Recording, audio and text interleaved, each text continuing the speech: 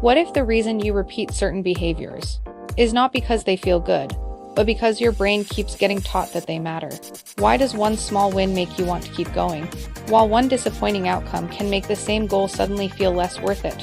Why can a notification, a progress bar, or a tiny sign of improvement pull you back in, even before anything rewarding has actually happened?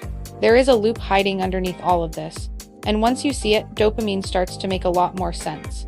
Most people hear the word dopamine and think of reward, or pleasure, or feeling good.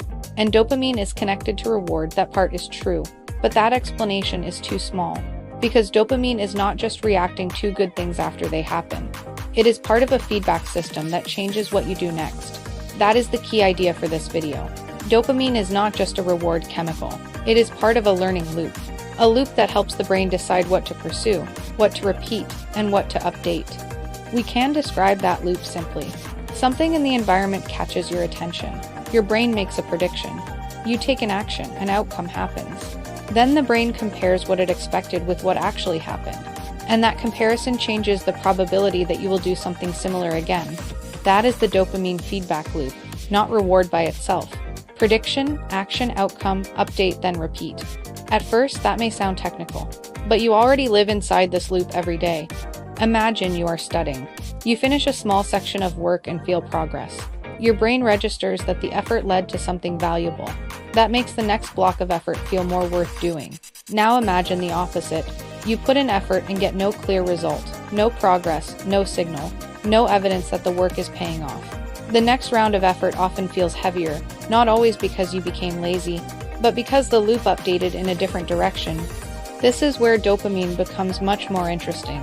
Researchers found that dopamine neurons often respond to what is called reward prediction error. That means they respond to the gap between expected outcome and actual outcome. If something turns out better than expected, the signal goes up. If it turns out worse than expected, the signal goes down. If it turns out exactly as expected, there may be very little update at all. That matters because the dopamine loop is not just saying, "This was good," it is saying, "This was better than expected," or "worse than expected," or "nothing new." And those are very different messages. Now the loop becomes clearer. A cue appears, maybe a notification, maybe a checklist, maybe the sight of running shoes by the door, maybe a person's name on your phone. That cue activates expectation. Your brain starts estimating possible value before the outcome arrives. Then you act, you check the phone, you start the task, you open the app, you send the message. And then the outcome arrives. Was it rewarding? Was it disappointing? Was it more interesting than expected? Was it flat? Then the update happens, and that update does not just shape how you feel in that moment. It shapes what the cue will mean next time. This is the hidden pattern. The loop does not only respond to rewards. It teaches the brain what predictors of reward are worth paying attention to. That is why cues become powerful. At first, a reward may create the strongest response. But with learning, the brain often shifts more of its response toward the signal that predicts the reward. That means the cue itself starts to matter, not because the cue is magical, but because the loop has learned that the cue may lead somewhere valuable. This helps explain a lot of behavior that otherwise looks irrational. Why can anticipation feel stronger than possession? Why can the possibility of a reward pull harder than the reward itself? Why can checking your phone feel exciting before you even see anything? Because the loop is not only about what you got. It is about what your brain thinks might happen next. This is also why small wins matter so much. A small win is not always important because it is huge. Sometimes it is important because it updates the loop. It tells the brain this effort still leads somewhere, and that can keep motivation alive. On the other hand, when outcomes become too predictable, or when rewards stop feeling informative, the loop can flatten. The behavior may still matter logically, but the system is no longer getting much update from it. That is one reason motivation often fades in the middle of long goals. At the beginning, everything is uncertain.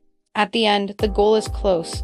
But in the middle, the loop may receive less contrast, less surprise, less visible evidence that effort is changing anything. So the cue loses some pull, and effort begins to feel dull. Again, this does not always mean the goal is wrong. Sometimes it means the loop is underfed. It needs feedback. It needs visible progress. It needs intermediate signals that effort still has value. Now we need one more important distinction, because people often hear all of this and assume dopamine must just mean pleasure. But dopamine is more strongly tied to wanting than to liking. That means the dopamine loop can strengthen pursuit. without giving you equal amounts of satisfaction. It can increase motivational pull without guaranteeing contentment. That is why craving and enjoyment are not always the same thing. And it is why people can chase something intensely, then feel underwhelmed once they actually get it. So the dopamine feedback loop is not a happiness loop. It is a learning and pursuit loop. It helps the brain assign value, update predictions, and bias future behavior.